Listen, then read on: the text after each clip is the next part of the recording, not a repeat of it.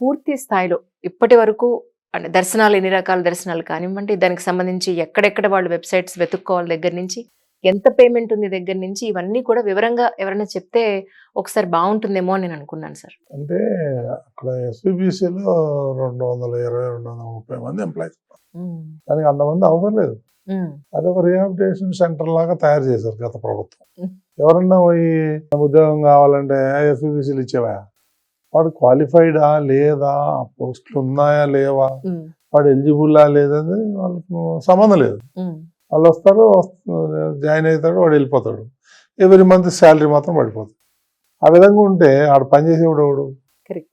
ఇప్పుడు మేము వచ్చిన తర్వాత దాన్ని కొంచెం ప్రక్షాళన చేసి 1 by 1 తీసుకెళ్తున్నాం.